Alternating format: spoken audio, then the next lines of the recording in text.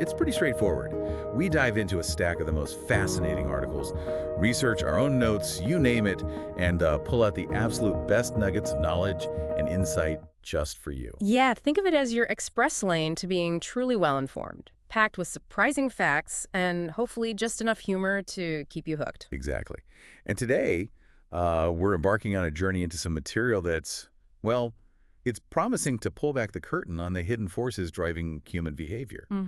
We're talking about others, sure, but maybe even more surprisingly, it's about what drives us. You know, what struck me immediately about this material is just how relevant it is, like right now, for everyone. Totally. We all encounter people who just seem to make life incredibly difficult, don't we? Oh, absolutely. That colleague who always stirs the pot, or a leader who really plays on emotions. Or even a friend who seems charming at first, but then turns out to be, totally self-serving. Right. And then there's us. How many times do we find ourselves caught in our own kind of self-destructive loops? Yeah, feeling confused and just wondering, why did I just do that? This deep dive is really about shining a light on why these things happen, and more importantly, what we can actually do about it.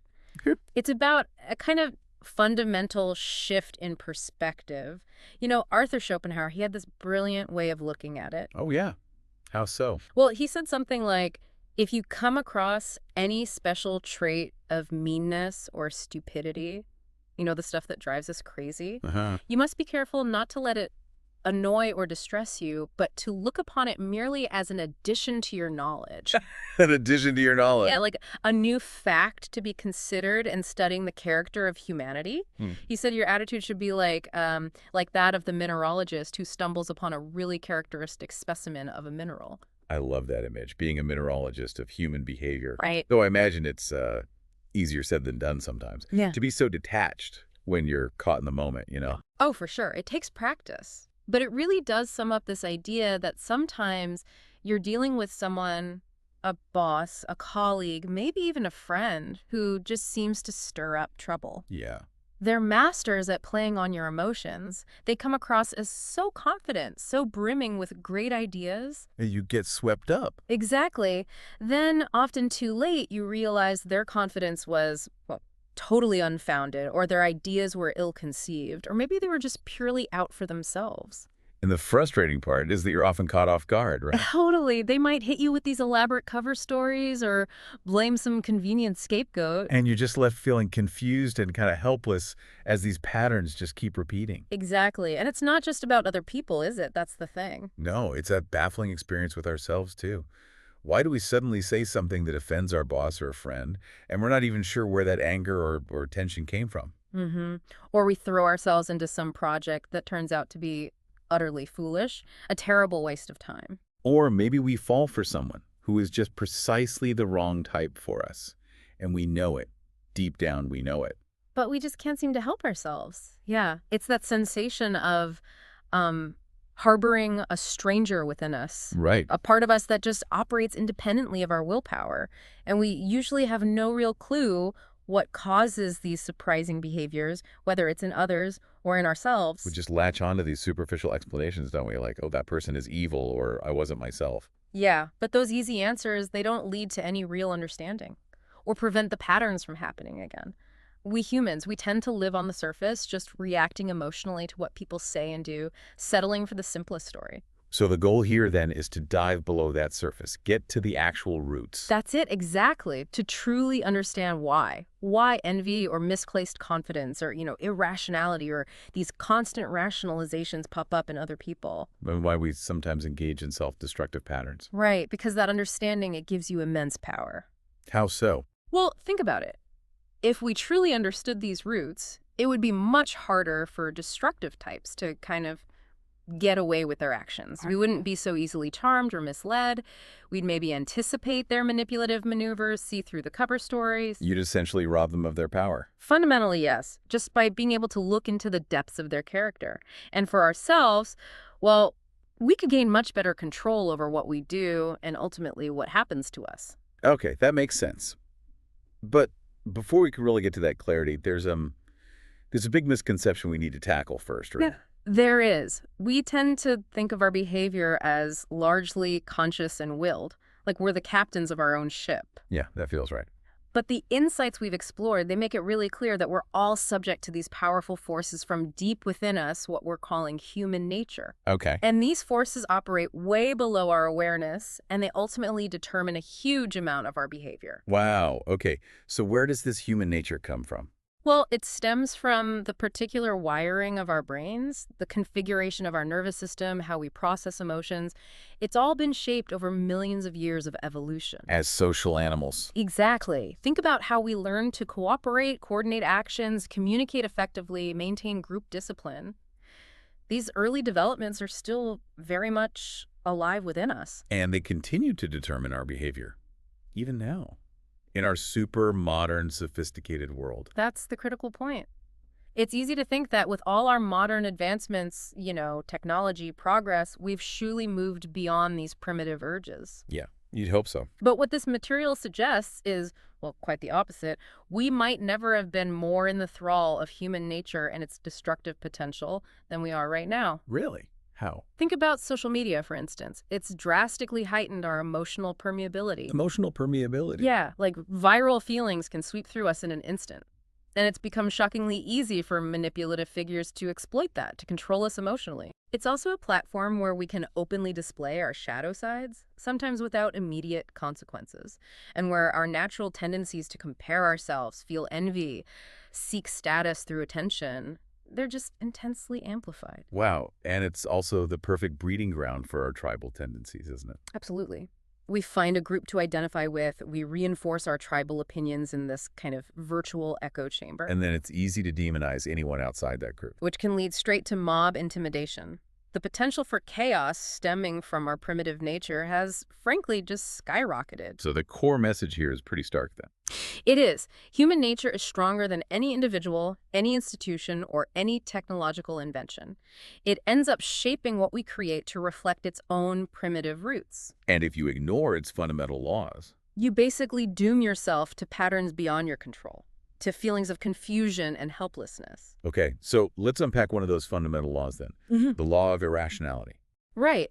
What we've learned makes it clear that while you might imagine yourself in control, consciously planning your life, you're largely unaware of how deeply your emotions dominate you. They dominate us. How? Well, they make you veer toward ideas that simply soothe your ego. They make you look for evidence that confirms what you already want to believe. So it creates a disconnect from reality. Exactly. And that disconnect is the root of so many bad decisions and negative patterns in life. So what's rationality then in this context? Good question. This material points out that true rationality isn't some default setting we all have. No. It's the ability to actively counteract these emotional effects. To think instead of just reacting. To truly open your mind to what is actually happening as opposed to just what you're feeling. So it doesn't come naturally? Not at all. Yeah. It's a power we have to cultivate. If we want to realize our greatest potential, we need to work at it. To really bring this to life, this research takes us back, way back, to ancient Athens, 432 BC. Right. The city was facing this terrifying ultimatum from Sparta, its great archenemy. And in the Athenian assembly, where all the male citizens debated, emotions were running incredibly high. Chaos, basically. Total chaos. The hawks wanted to attack immediately. The doves wanted peace at any cost. No easy answers. And into this steps Pericles. Exactly. An elder statesman, much loved, but also seen as a bit peculiar. More philosopher than your typical politician. How is he different? Well, unlike the traditional Athenian leaders who were often dramatic, risk-takers seeking glory for their own factions, Pericles allied himself with the lower and middle classes. He worked to unify the majority. And he had a unique approach to governing, too, didn't he? That was very unique. He focused on consolidating the empire, limiting wars, which some people found kind of unheroic and strategic campaigns. But that brought Athens incredible prosperity. Unparalleled prosperity. And it allowed for amazing public works like the Parthenon. For him, the goddess Athena, she represented nous, the Greek word for mind or intelligence. Practical? Practical earthly wisdom, the kind he believed mortals could actually achieve. She embodied the rationality he valued. And his speaking style reflected that. Perfectly. He was restrained, dignified. His arguments were based on airtight logic, not just flashy rhetoric. It was compelling, but also calming. And he stayed in power for decades because of this approach. Despite having plenty of enemies, yes. He quietly put his rational stamp on Athens. So fast forward to the eve of war with Sparta. What was his plan? He proposed something completely novel, a limited defensive strategy. Bring everyone inside the city walls, let the Spartans burn the farmland, but don't engage them directly on land. Don't take the bait. Exactly. Athens, with its powerful navy, could stay supplied, use its ships for raids on Spartan territory, and eventually the Spartans would just get frustrated, run out of money, and give up. Minimal loss of Athenian life. And he famously said something about fearing their own mistakes more than the enemy. That's the line. What I fear is not the enemy's strategy, but our own mistakes. His reputation for wisdom was so strong, his strategy was approved. But then... tragedy struck. It really did. The war didn't go exactly as planned right away, and in the second year, a devastating plague hit Athens. Oh, wow. It decimated the city, killed over 1/3 of the citizens, including Pericles himself, and as he lay dying, he saw his life's work starting to unravel. How so? Did they stick to the point? Oh, no. The Athenians, instead of mourning him or his wisdom, they blamed him. They abandoned all his calls for patience and restraint. And they embraced more aggressive leaders. Eagerly, aggressive, emotional war leaders took over. And this unchecked emotionalism led straight to disaster. They kept fighting when they could have had peace. Yes, and committed atrocities like massacring the men of Melos. But the ultimate folly, the real nail in the coffin, was the disastrous Sicilian expedition in 415 BC. What happened there? They were just blinded by the desire for more land, more glory, utterly overconfident. They ignored every single warning and sent this massive naval armada to conquer Sicily. And it failed. Completely wiped out. An absolute catastrophe. The total defeat of Athens, the end of its golden age, it was directly linked to losing Pericles' wisdom. He had been the one curbing their most dangerous emotions. Exactly. Aggression, greed, hubris, selfishness. All the stuff he tried to temper.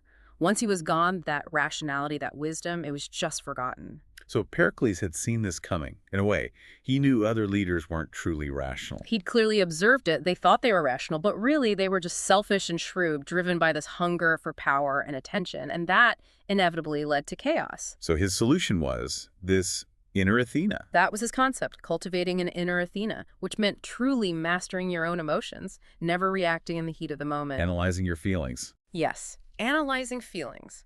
Basing decisions on the greater good of Athens, not just personal gain. Keeping an open mind, even to opponents' ideas. Considering all the possible consequences. Which brings us right back to us. To you listening. Exactly. We all imagine ourselves to be rational, don't we? Most of us do. But just like those Athenians, rationality isn't something we're just born with. It's a power we have to cultivate.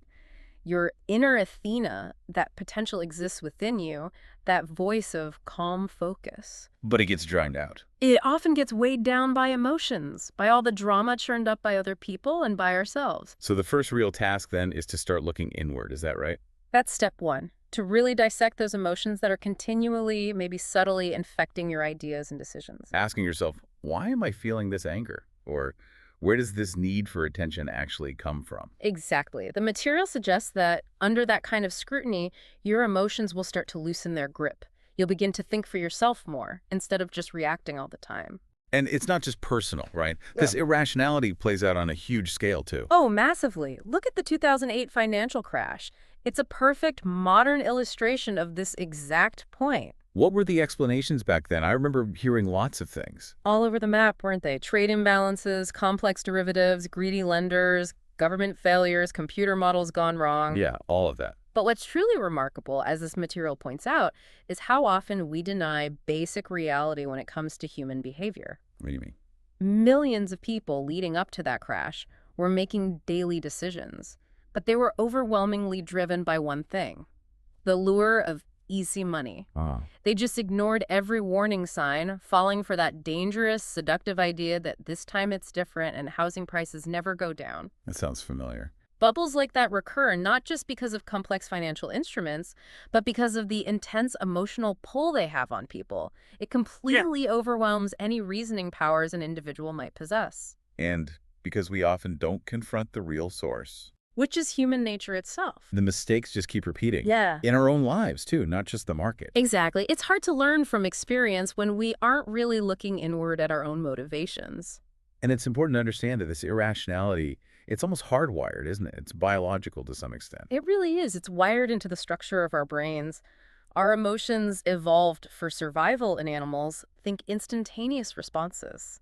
Fear gives you that immediate jolt of arousal to get away from danger. Right, the fight or flight thing. Our brains have these older, more primal parts, the reptilian brain for instinct, the limbic system for emotion, and then the newer part, the neocortex, that lets us think consciously and use language. Okay. What's fascinating and kind of tricky is that emotions originate as physical arousal, chemical reactions in the body. Right. The translation of those physical sensations into language, into conscious thought, it's often really slippery and inaccurate. How so? Give me an example.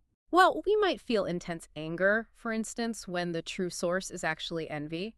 Or maybe it's a hurt from way back in our past that's getting directed unfairly at someone in the present. Ah, okay. So we misinterpret our own feelings. Constantly. We don't have direct conscious access to the origins of our emotions. We misinterpret them or we just remain baffled by them. Which creates that stranger within us feeling again. Exactly. It creates what you could think of as a second emotional self, that part of you that just reacts without your conscious say-so, often leading to internal friction, confusion. And modern life, like social media you mentioned, makes this worse. It definitely amplifies it. We're under constant emotional bombardment. It reduces the mental space we have for calm reflection, for that inner Athena to even get a word in. So how do we define rationality in a practical way then, if it's not about not having emotions?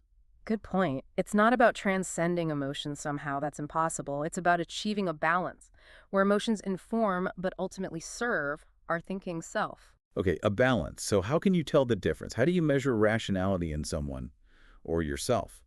Here's a kind of practical barometer. Rational people are generally aware of their emotions' influence. They know what's happening.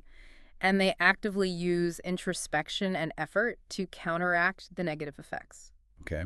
And irrational people. They tend to lack this awareness. They just rush into action, often driven by the emotion of the moment without really considering the ramifications. You see this play out in their lives over time. Absolutely. Look at long-term results. Rational people tend to finish projects, they realize their goals more often, they work effectively with others, create lasting results, and importantly, they adjust and learn from failures. Whereas irrational people, they often reveal these recurring negative patterns. Unnecessary conflicts keep popping up, dreams go unrealized, they tend to be very emotional and reactive, and often get defensive if you challenge them about the real emotional roots of their decisions. can you give some specific examples? Sure. Think about a difficult divorce involving child custody. A rational person, even though they're hurting, prioritizes the child's long-term interests. They try to let go of bitterness and vengeance for the kid's sake. And the irrational person. Gets completely consumed by power struggles, by the need to win or get revenge. They end up damaging everyone involved, especially the children. Okay, another one. How about hiring someone? A rational person looks primarily at competence, skills, track record things relevant to the job. Makes sense. An irrational person might be swayed by superficial charm, or maybe they unconsciously hire someone who seems non-threatening because they feel insecure. They don't realize the emotional reasons behind their choice. And that often leads to mistakes they then blame on the person they hired or bad luck. Exactly. And one more, career decisions. Rational people try to align their choices with long-term goals and values. While irrational types might chase the immediate money or what they feel they deserve right now, or maybe just attention. Right. Which can lead them down career paths that aren't fulfilling or end up being dead ends. The key difference in all these scenarios is genuine self-awareness about emotional influence. Okay, so the good news is, you said we can cultivate this rationality. It's not just fixed. Absolutely. It's a skill. And this material breaks it down into a practical 3-step process. Okay, what's step one? Step 1 is to recognize what's called low-grade irrationality. This stems from that universal desire we all have for pleasure and the avoidance of pain. These are the subtle biases that constantly affect our thinking, usually below our awareness. All right, what are some of these biases? First up, a big one, confirmation bias. We naturally seek out evidence that confirms what we already want to believe. And we ignore stuff that contradicts it. Often completely ignore it or dismiss it very quickly. If you've got a plan you're invested in, especially one with high stakes, you'll likely gravitate towards any information that supports a positive outcome. It's why when people ask for advice, they often just want you to agree with them. Exactly. They want their own ideas confirmed. True science, ironically, is about actively seeking disconfirming evidence, trying to prove yourself wrong. That's hard, though. What's next? Conviction bias.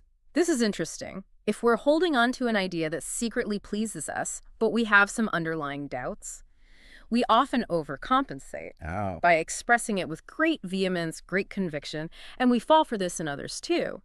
We mistake a strong, dramatic presentation. Think of a charismatic salesperson or a political demagogue for actual truth. While seeing nuance or hesitation as weakness. Precisely. They know people are often hungry for a good, simple show, so they cloak half-truths in drama and certainty. Okay, what else? The appearance bias. This is huge. We tend to see people not as they truly are, but as they appear.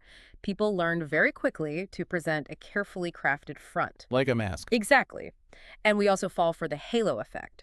If someone's attractive, we might unconsciously assume they're more trustworthy or competent. Or if they're successful, we assume they must be ethical too. Right. Even if their rise to the top involved some, shall we say, less than moral methods, we judge the book by its cover all the time. Guilty as charged. Okay, next bias. Group bias.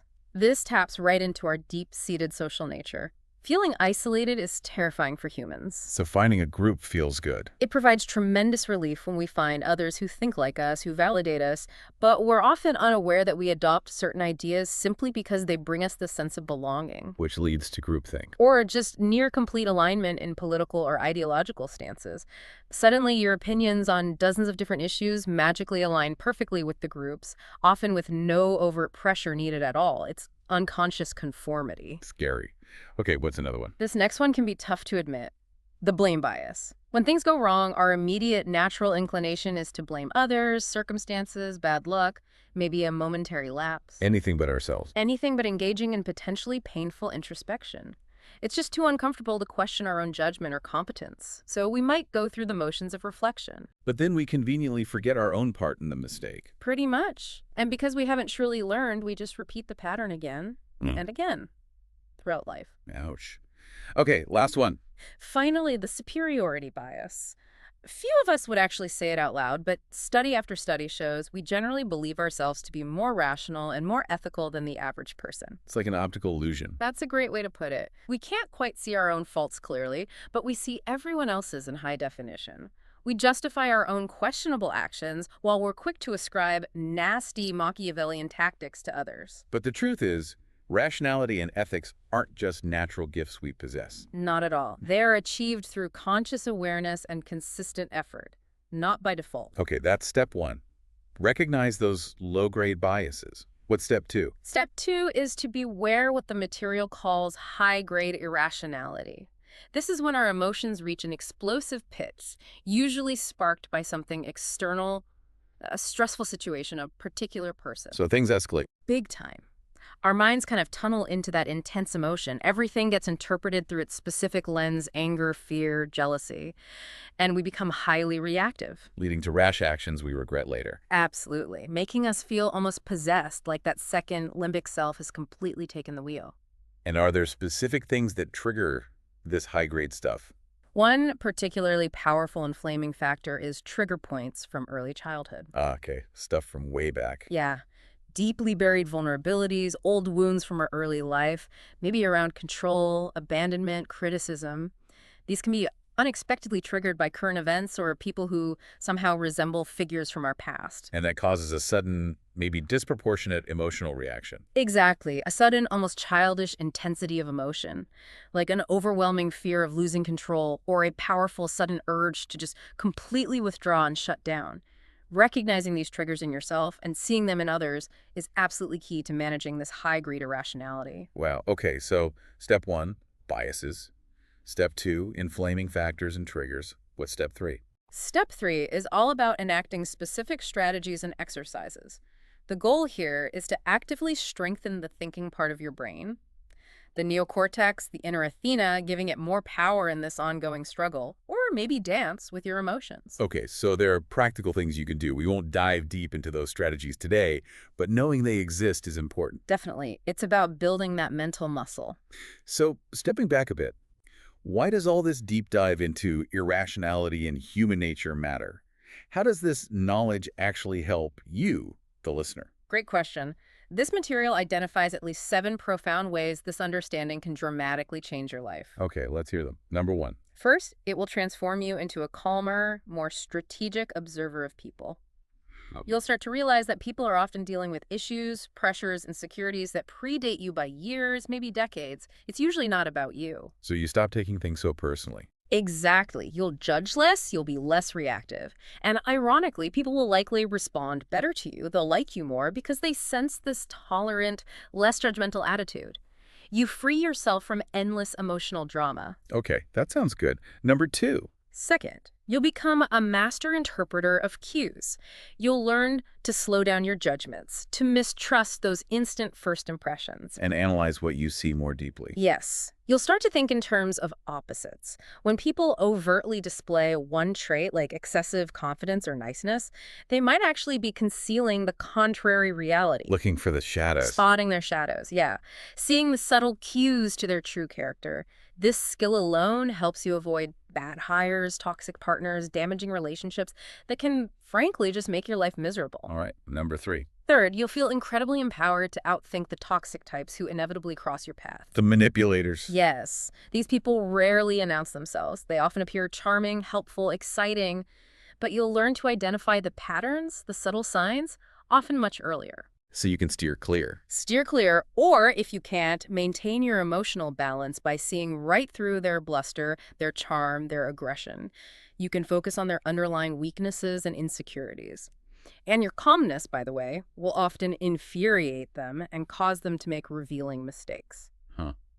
Okay, number 4. Fourth, you'll uncover the true levers of influence. You'll realize that just arguing or pushing your viewpoint rarely works long term. So what does? You learn to start by lowering people's natural resistance, by discerning their actual self-interest, what truly motivates them. And crucially, you understand that altering your own mood and attitude is often the most effective means of influencing the dynamic. People respond to your energy. Even more than your words sometimes. As a leader, or even just in daily interactions, your best way to move people is often by setting the right tone through your attitude, your empathy, your work ethic. That makes sense. Number 5. Fifth, and this is huge, this knowledge will make you realize how deeply the forces of human nature operate within you. Owning our own stuff. Exactly. We all tend to exclude ourselves when we hear about dark human qualities, right? It's always other people who are irrational or envious or biased. We're always blaming others. But this forces you to break that self-deluding process. Yes. You'll start to examine your own motives more honestly. Look at your own shadow side. Become humbler, more realistic about yourself. And this isn't meant to be depressing, it's actually liberating. How so? You start to accept yourself as a complete individual, embracing both the good and the bad, the light and the shadow. And paradoxically, others are often drawn to this authenticity. Yeah, interesting. Okay, number 6. 6, you'll transform into a truly more empathetic individual. This allows you to create deeper and more satisfying bonds with people. We're all born with empathy, right? We're born with the potential for it, yes. But it needs development. You'll learn to consciously cut off your internal monologue when someone else is talking, to really listen, to try and assume their viewpoint, feel what they might be feeling. And then switch back to analysis. Yes, fluidly cycling between that deep empathy and cool analysis. This not only deepens your relationships, but it also greatly enhances your creative problem-solving skills because you can entertain more possibilities and perspectives. Okay, and the last one, number 7. Finally, this knowledge will completely alter how you see your own potential. You'll become aware of, let's call it, a higher ideal self within you. Contrasted with a lower self. Exactly. We all have that lower, more reactive, primitive self that pulls us down. But we also have a higher, more truly human side that makes us thoughtful, self-aware, rational, creative. So understanding our primal qualities helps us transform them. Precisely. By understanding things like our innate irrationality or our tendency to compare ourselves to others, you can actively work to transform those primal energies into something positive and productive, into fuel for achieving your unique potential. Wow, that's quite a list of benefits. It really is transformative. You engage with it. Yeah. So you could consider this deep dive as maybe your first step towards becoming an apprentice in human nature. An apprentice. I like that. You'll be developing essential skills, how to observe and measure the character of others, yes. But just as importantly, how to see into your own depths. You'll be actively working on bringing out that higher self we just talked about. And the idea